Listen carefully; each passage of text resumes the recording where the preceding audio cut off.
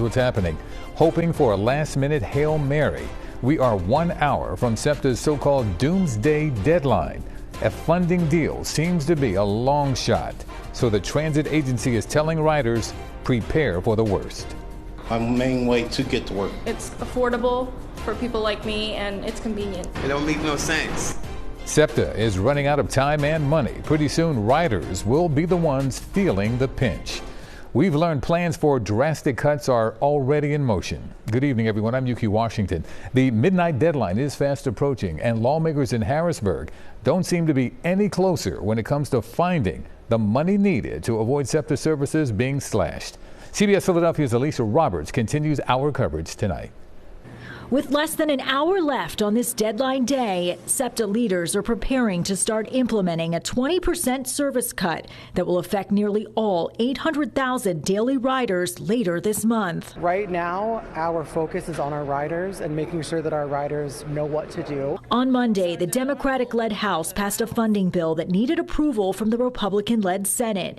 Then Tuesday, the Senate passed a new plan that was voted down by the House Rules Committee yesterday, leaving both sides essentially back to square one. We did everything they asked us to do. Representative Ed Nielsen chairs the House Transportation Committee at a community event in the Northeast alongside other local leaders, including Democrat Sean Doherty, who introduced the House plan, and Republican Joe Picozzi, who introduced the Senate version.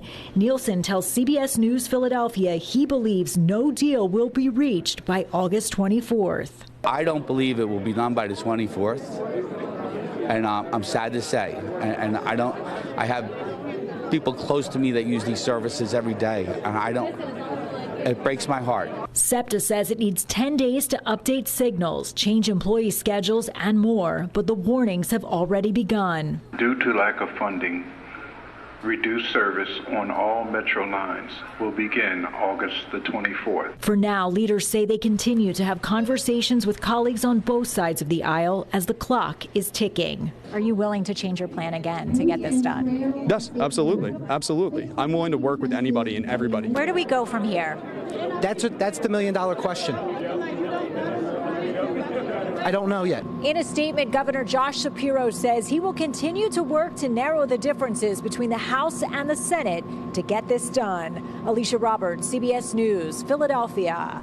Again, without more money from state lawmakers, SEPTA's major cuts will start later this month. Now, here are the scheduled dates and changes. Most bus and metro service cuts would start in 10 days on August 24th. The following day, the rest of the bus and metro cuts would go into effect. That includes eliminating 32 bus routes and reducing service, including getting rid of special services like the Sports Express for events at the sports complex. Then on September 1st, a 21.5% fare increase would begin. The new base fare for bus and metro trips would jump to $2.90. And the next day, cuts on regional rail service would begin, including fewer trains running on weekdays and weekends.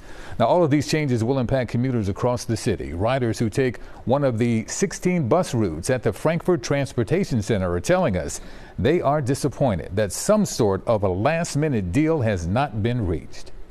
Then I got to find another bus that's convenient for me to get to work. I ride the 3 bus constantly, and it's a mile to the grocery store. I have to get up extra early to be able to make it to work on time. With SEPTA cuts, many riders are also saying their commutes will only get longer and become more complicated in the future. We invite you to stay with us as we continue to follow developments on SEPTA's fight for funding. We have all of the proposed cuts at cbsphiladelphia.com.